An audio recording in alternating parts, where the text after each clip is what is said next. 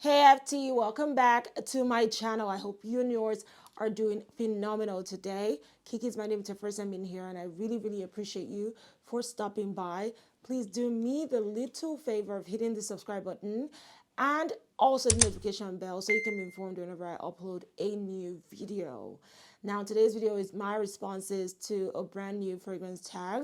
I was tagged by the gorgeous Lollipop, and I'm excited to share my responses with you. So if you'd like to know more, why don't you get settled, get hydrated.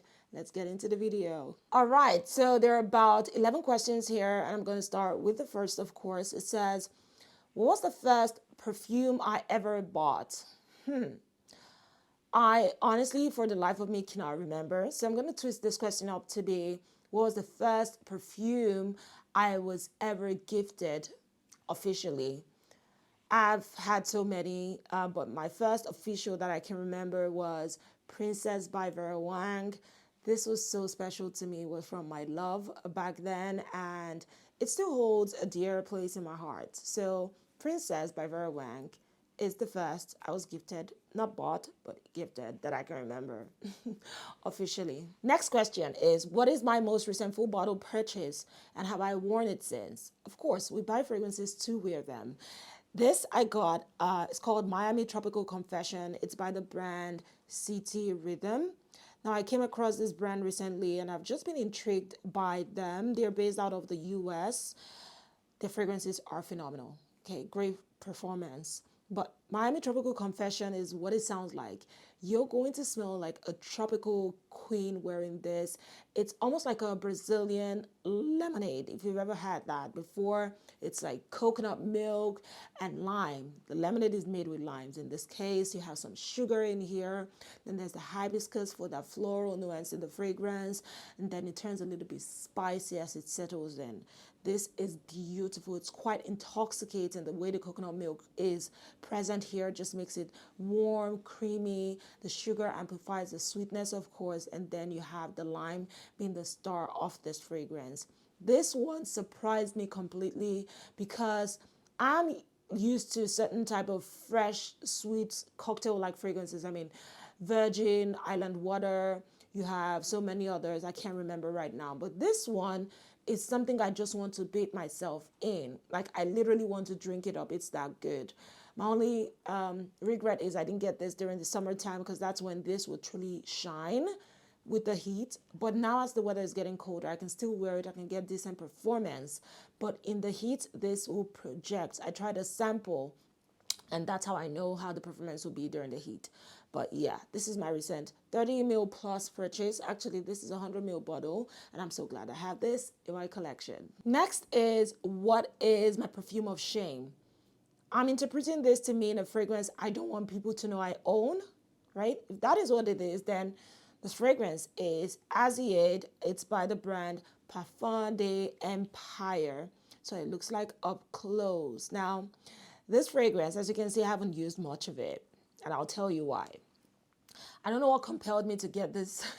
Maybe it's the notes. It has some of my favorite notes. I mean, dates, vanilla, tobacco, incense, plum, cinnamon. I was thinking this was going to be such a beautiful merger of notes that will be intoxicating and just very appealing to the senses. Now, I was right with thinking this was going to be an intoxicating fragrance, but what I was wrong is how it will be appealing to people. This right here smells so carnal, so sinful. I mean, it smells like lust in a bottle. It smells like you just had the most freakiest, nastiest, just wildest interaction between a man and a woman, if you understand what I mean. And yeah, that's what this fragrance bottle smells like. It is something I cannot wear because if I wear it, people would imagine things and I don't want them to. So yeah, that's what this fragrance is. I don't even know what occasion I would wear this at. I've only worn this once and the reaction was just, I was so shy from the reaction. Like, nah, I'm not going to do this to myself anymore. So this is my perfume of shame. You can wear this around your partner, but it's going to tell them you're ready to go down. Oh my God. I don't mean that, oh God. I mean, you're ready to do stuff. Okay. Yeah, that is what this fragrance is. It's my perfume of shame, if that's what the question is about. And yeah. Next is, what were the last 3 samples I tried on my skin, and would I purchase a full bottle of any? Yeah. So I tried these. I have them here. First is Richwood by Xerjoff. This one I got because of the note of patchouli. Again, if you do not know, I'm a certified patch hoe. I am in love with all things patchouli. So we call ourselves patch hoes, patchouli lovers, whatever. Anyway, this is Richwood by Xerjoff. I smelled it. I know I have to get a full bottle of it. I'm saving up for that. This is just your rich, intense patchouli with vanilla at its finest. That's how I can best describe this. It may seem masculine leaning, but women can easily pull this off. And if you love the note of patchouli, you're going to definitely need this in your collection. And with all Xerjoff fragrances, well, at least the ones I own in my collection, you're getting great performance. This one is quite strong, and it's great for the cold weather. So think about that if you're also interested. But for me, this is definitely full bottle worthy. Xerjoff Richwood. Next is Amore Caffe by Mancera, the popular, hyped Amore Caffe. I finally got this. Initially, I'd ordered it, then I canceled because of timelines in terms of when it was getting to me. So I decided to get a sample. And thank God I did, because I don't see this as a full bottle worthy fragrance. It smells nice, but it's not groundbreaking. In fact, this reminds me a lot of Escapade Gourmand. I'd rather get a full bottle of Escapade Gourmand than a full bottle of Amore Caffe. And hey, there now is a new fragrance inspired by it on the market. And that is by, Afnan Zimaya. I'm already getting that on the way, so I'm going to compare to know if it's that good. But if that is a spot on, I'm now getting a full bottle of this. And even if that was not a spot on, I'm still not spending my money to get Amore Caffe. I don't think it's worth it. If you don't know what it smells like, it's basically like your sugary vanilla fragrance, a little bit of coffee, nothing out of the ordinary, to be honest with you. Why does it smell like Escapade Gourmand to me? I think it's that sugared presence with the vanilla that just sits at the opening that reminds me of Escapade Gourmand. Also, Amore Caffe is not a long-lasting fragrance, in my opinion. I sprayed this and a few other samples on different pieces of clothing. The next day, I could smell them. I couldn't smell Amore Caffe. That's how I usually test things sometimes, especially samples. So yeah. Amore Caffe Mancera, not a full bottle worthy fragrance, in my opinion. And the last is Bodacious by Boadiciea, the Victorious.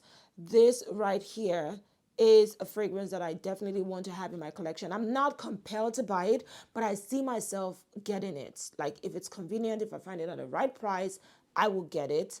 Boadiciea is a brand that is high-end, luxury, top of the crop for the most part. And Boadiciea,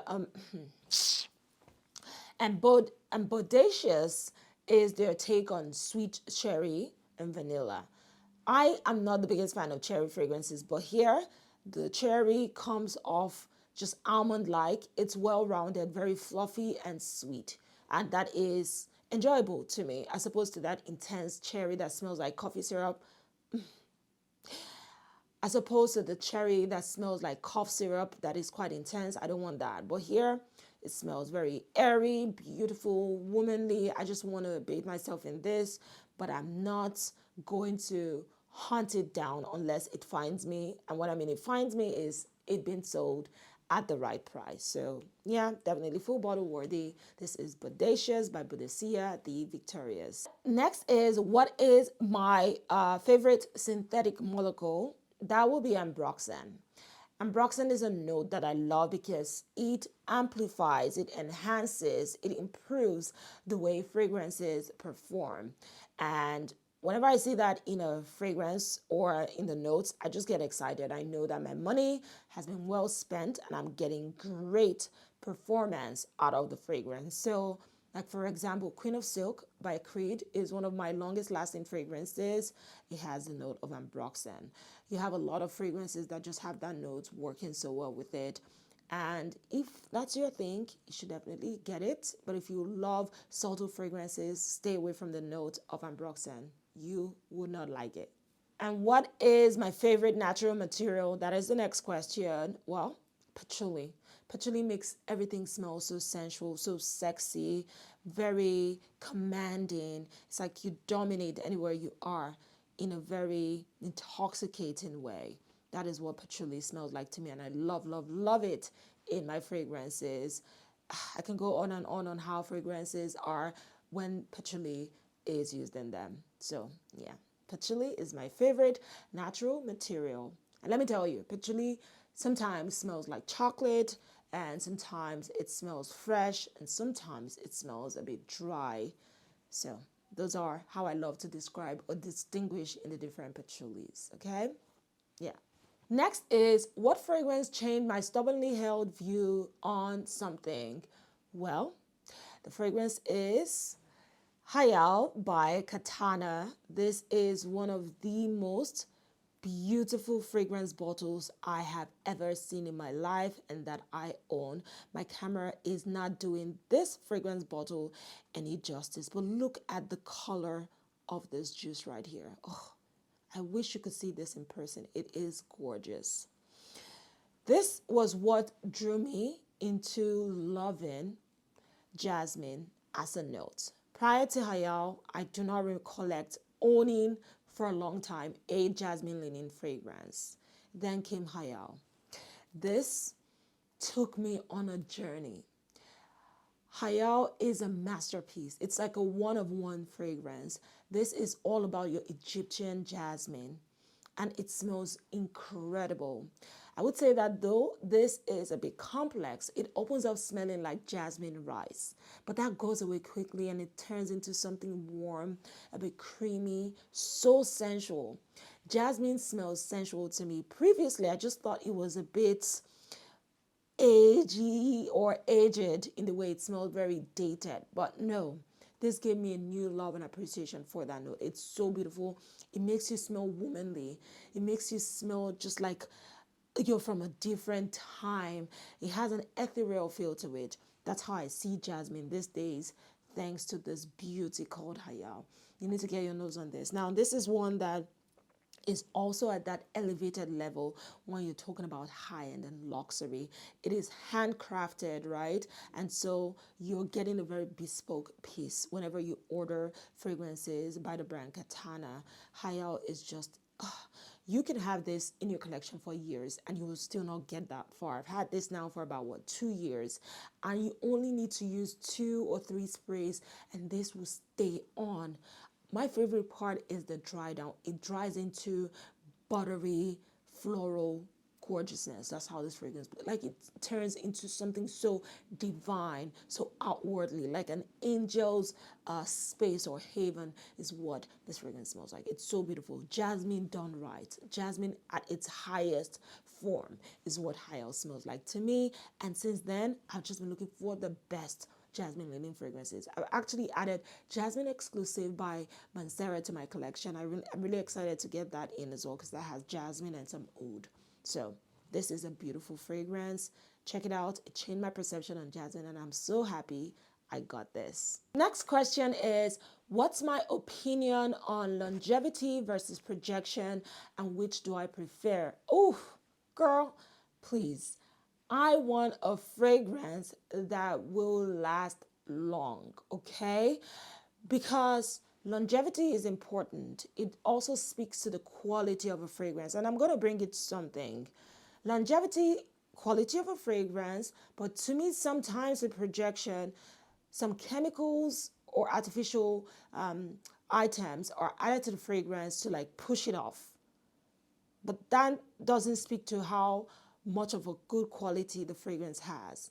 But when it comes to longevity, you're seeing that the fragrance will stay on, it lasts long.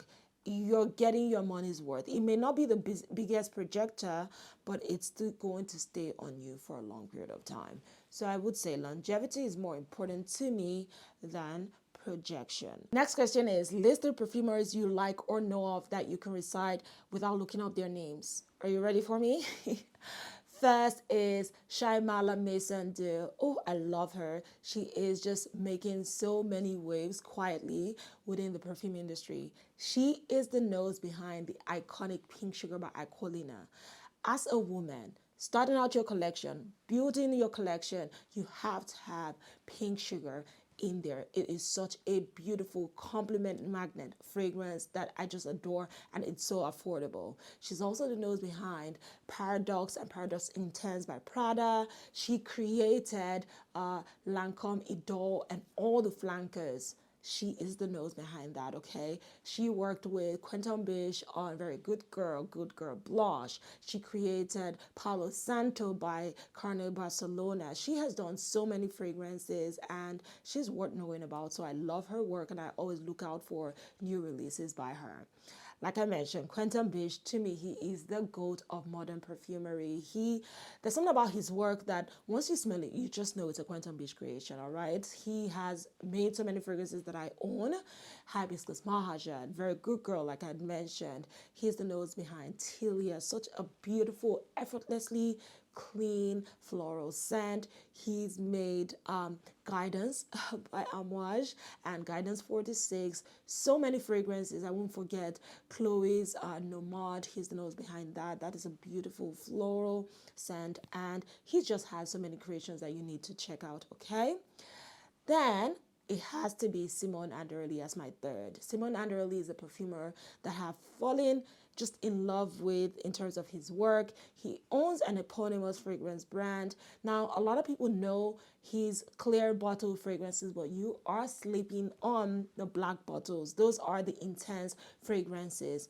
Some of my favorites there are Smoke Desert, Vice Bomb, Glaze Ecstasy, Rose of Dangerous Flamenco, Born from Fire. That is a sugared rose and oud fragrance with something a bit creamy, lactonic at the background.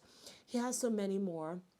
You need to look into his work. And so those are my favorite three perfumers, or at least three perfumers I can talk about their fragrances without looking them up. And finally, what is a favorite perfume to lift my spirit on a bad day? I would say multiple. As long as it has the note of orange blossom, I am good with it. But my favorite, I don't have the bottle out here, is Classic Essence by Jean-Paul Gaultier. That is just an airy, beautiful, bright orange blossom fragrance, and it is just incredible. There was a time it was said to be discontinued. I had to get a backup bottle of it, but it's so beautiful, so long lasting. One of Jean-Paul Gaultier's best work, in my opinion. It has that airy quality to it, but it's still very intense. It lasts so long, and yeah, it just lifts me up. Again, any fragrance with the note of orange blossom as the core of it would always brighten up my mood, because the note of orange blossom is known to be like a mood boosting scent. So that is it for me. And there you have it, my love. These are my responses to the fantastic perfume tag. Thank you so much for tagging me, Alali. Appreciate you. Thank you for spending the time with me. Please like this video, subscribe to my channel if you haven't, and I can't wait to see you in my next video. Until then, stay blessed, stay beautiful. You are so beautiful, and as we say, you are a work of art. See you soon. Mwah.